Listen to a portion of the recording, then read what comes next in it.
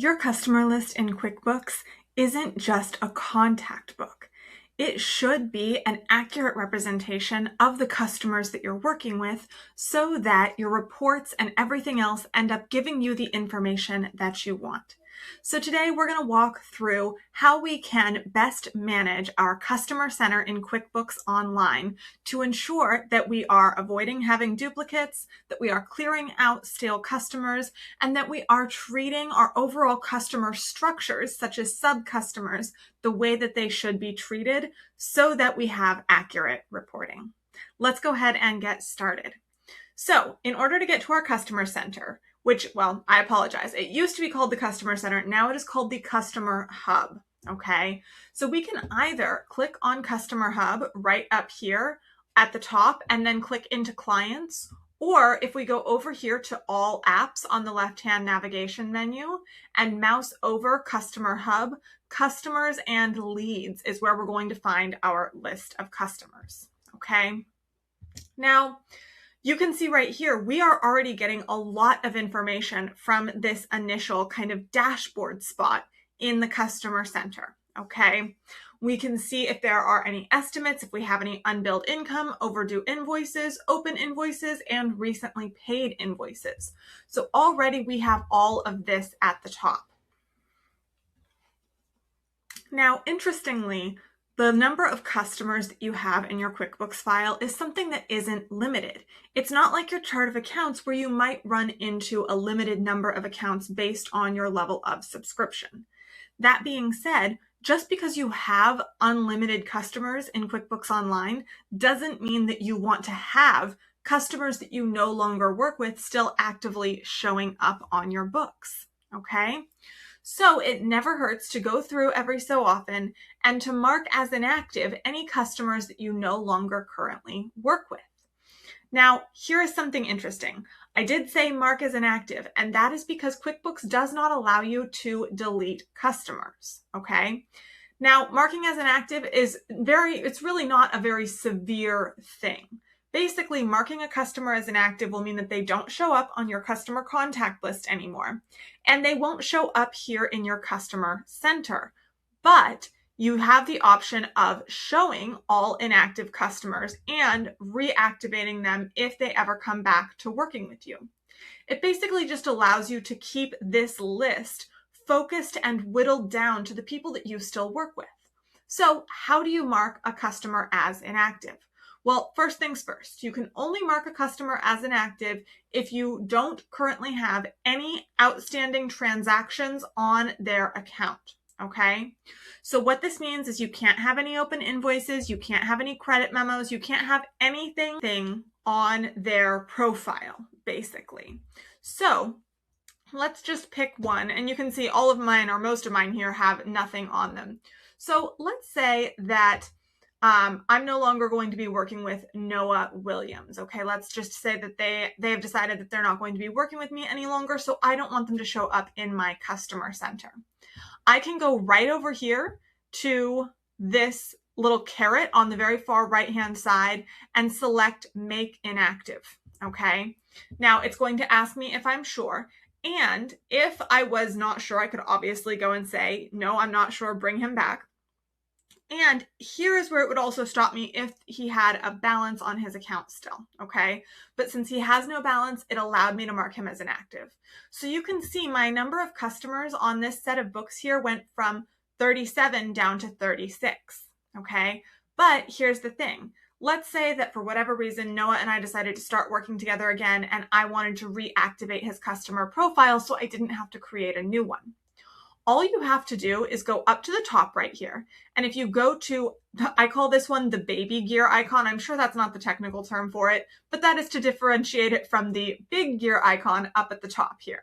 You go to the baby gear icon here and you can select include inactive, okay?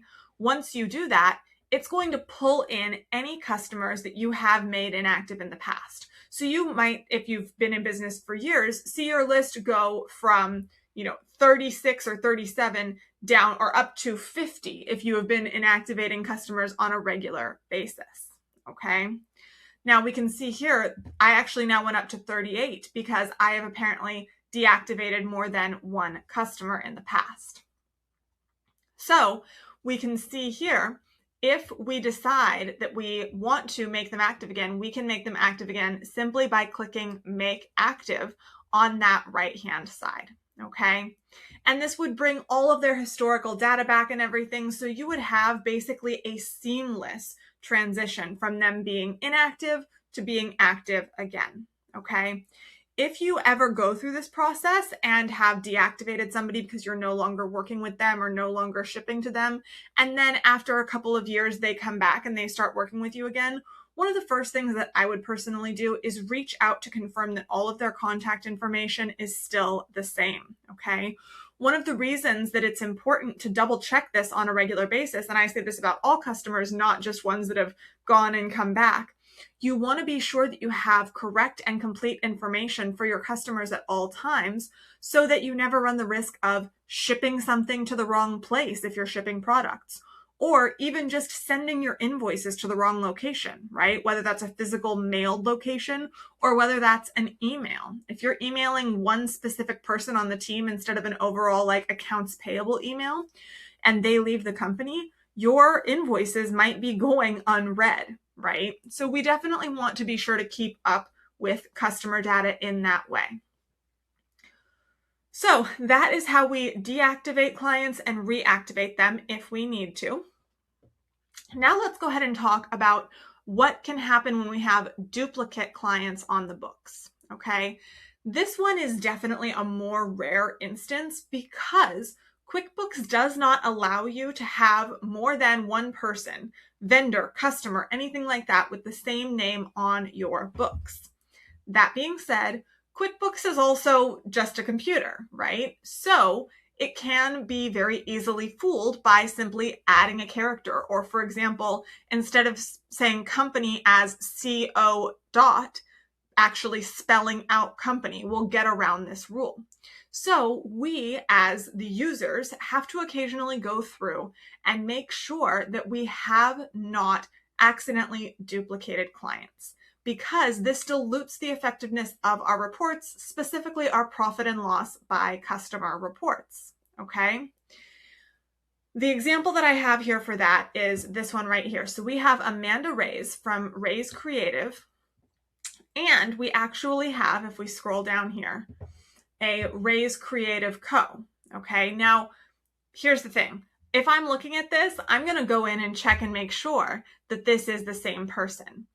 And while nothing here indicates whether or not that is the same person, one thing that I would then go in and look for is if I click edit right here, that will give me more information. And sure enough, I can see that the first name and last name correspond with the other customer that I have in this file, okay? So what do we do if this has happened? Especially because it's entirely possible, as you see, that we've already invoiced something to this customer, right? We want to be sure that we have all of that historical data and that it all gets funneled down to the same place.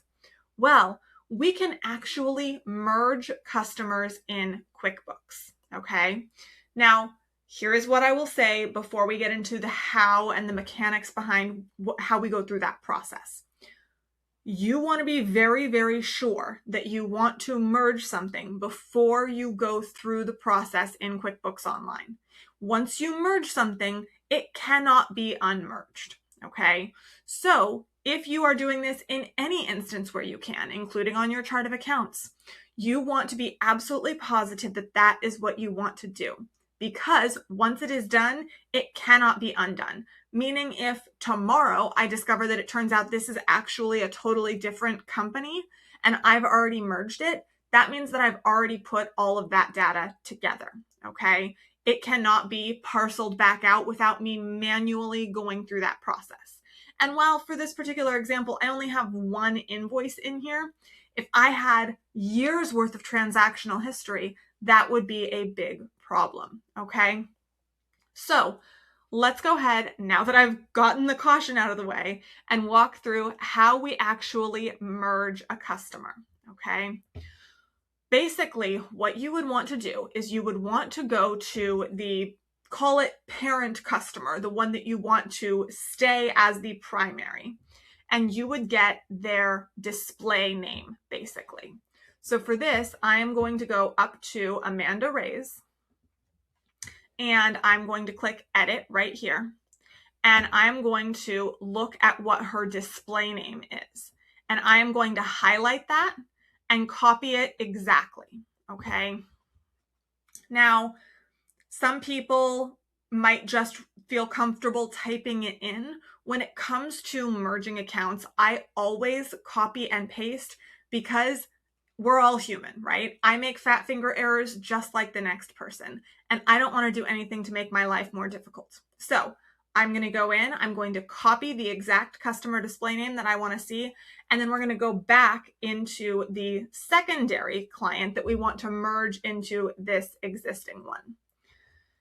So I'm going to close this, go back to customers, go down to Raise Creative Co., and then I am going to edit this information and copy in exactly what I want to see as the display name, okay?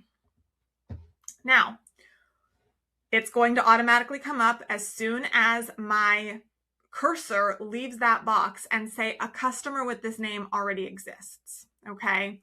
This is where usually you kind of have to work at duplicating customers or vendors in QuickBooks because they have very specific criteria and they don't want to see duplicates.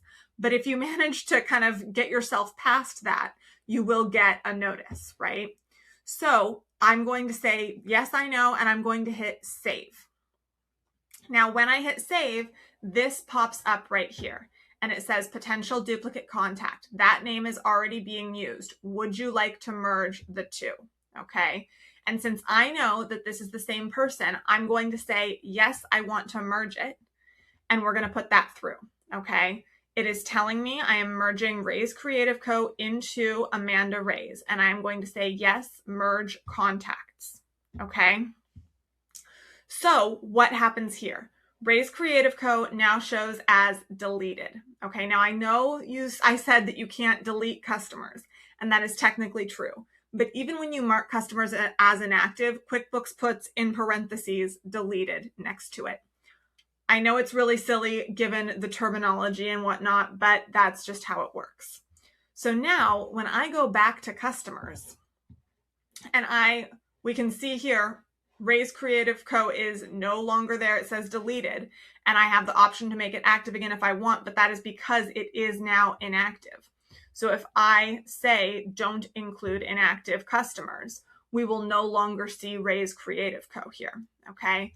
Additionally, what happened here, that outstanding invoice that was in the Raise Creative Co. customer, came up here to Amanda Reyes, okay, which is exactly what we would want to see. But again, that really illustrates why we have to be so careful with this feature, because it would be very, very easy to inadvertently merge something that we didn't actually want merged.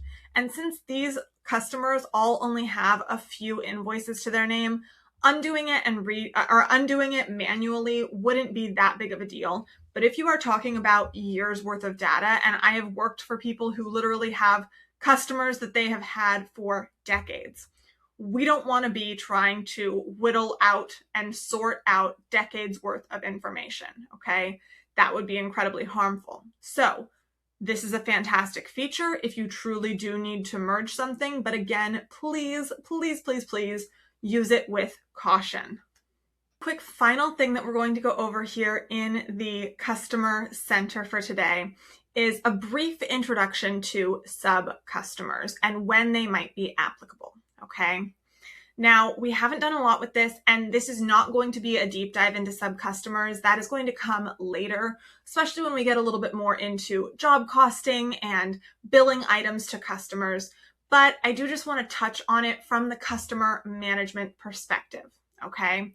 So we can see here, we have one customer on our books currently that has sub-customers, and that is the Juniper Table Group LLC, okay?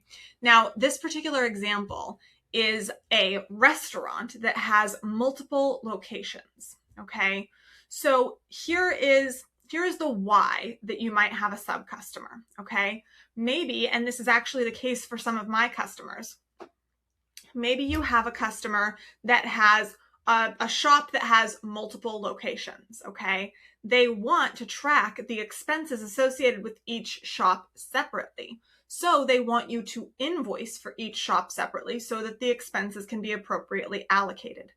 But there is a corporate umbrella that those locations operate under, okay? And honestly, those bills may even go to corporate, and we can talk about that because that is an option when setting up a sub-customer. So I'm going to walk through briefly the process of setting up a sub-customer and some of the settings that are impacted there, okay? So let's say that the Juniper Table Group here opened a new location. And I do have information for them so that I can create a new customer under their umbrella. So I'm going to go up to new customer right here, just like I would if I were entering any other new customer.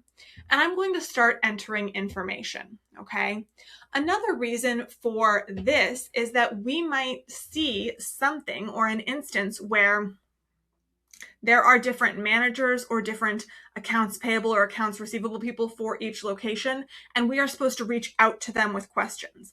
Having their contact information at the ready is always a good idea, okay? So for this Juniper Restaurant Group, I am provided with the information of the general managers, okay? So this one is going to be Juniper Table Group East Side.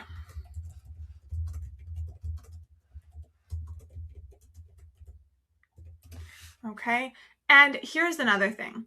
We've talked about this a little bit before, but this is something worth bearing in mind, especially when we're seeing it happen here, okay? Just because somebody is a contact does not mean that they should be the display name, okay? We do not want the manager of a restaurant to be the display name, especially because if we were to send a refund to this customer, currently we are showing that manager's name on the check. And I don't know about you, but I have yet to come across a client where they would appreciate me sending a refund check directed directly to one of their managers, okay? So I want to make sure that we have the correct display name up for everybody. Now let me get this copied in.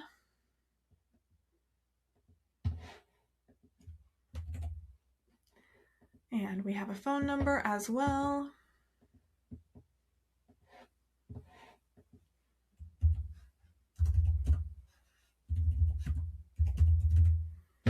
Okay. Now, here is where we get into some of the nitty-gritty of entering information for a sub-customer. Okay, first of all, we have to tell QuickBooks that it's a sub-customer. And we do that by checking this little box right down here at the bottom of the initial contact information. So we're going to say, yes, is a sub-customer. And then we're going to tell QuickBooks what the parent customer is. So if I start typing in Juniper, it's going to say Juniper Table Group LLC. Oh, and I'm sorry, it looks like I put Juniper Table Midtown. So I'm going to update that to Juniper Table East Side. There we go. So here is what I was saying. We have the option when we have this kind of a structure set up in QuickBooks to bill the parent customer for all of the work, even if it is done on multiple different locations, okay? You definitely want to confirm with whoever the manager is, whatever the corporate structure is, that you are billing appropriately, okay? So for the time being, I'm going to uncheck this box because, again, for this particular example, part of the reason that we have each of these set up as sub-customers is because this restaurant wants to track all of the expenses per location in a very siloed manner, okay?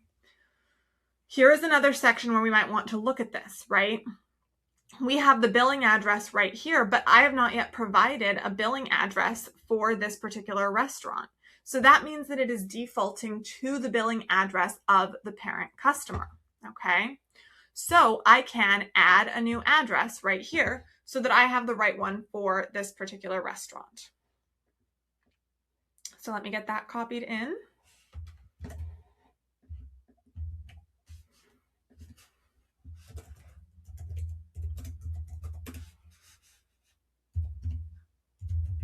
Okay. And we'll go ahead and save that address. And then we're going to want to select that address, which now shows up on the drop-down menu as the address for this particular customer. So once we've done that, again, all the rest of the information is the same, okay? So we can, of course, add notes and attachments. We can add any additional information. We can add custom fields if we feel the need to.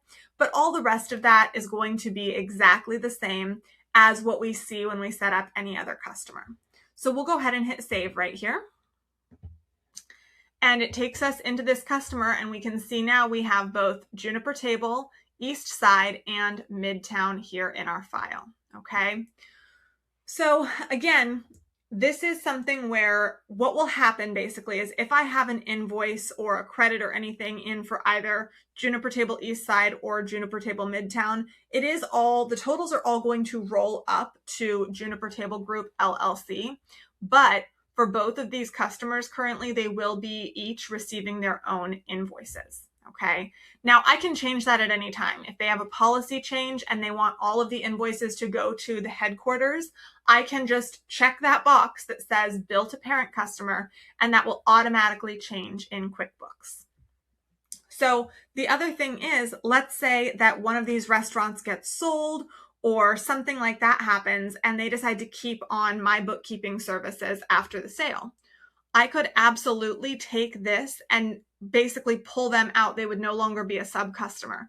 I could do that simply by unchecking the box that says is a sub-customer, okay? So there really is a lot of flexibility here. You want to be careful. You don't want to needlessly edit or move or rearrange, but you can absolutely customize this to make sure that you are getting the reporting that you want, as well as ensuring that the invoicing is what your customer wants to see. Okay, so you can see here there are a lot of reasons why managing our customer data is really important. We want to be sure that we have accurate information so that we are able to get in touch with anybody when we need to. And we also want to be sure that if we're sending invoices, they're not going to a dead email, right? We want to be sure that we have correct contact information so that we can be paid in a timely manner by our customers, okay? All right, thank you so much for watching. I'm Holly from Accrual Mistress Bookkeeping and Consulting. If you have any questions, please leave those in the comments below, and don't forget to like and subscribe.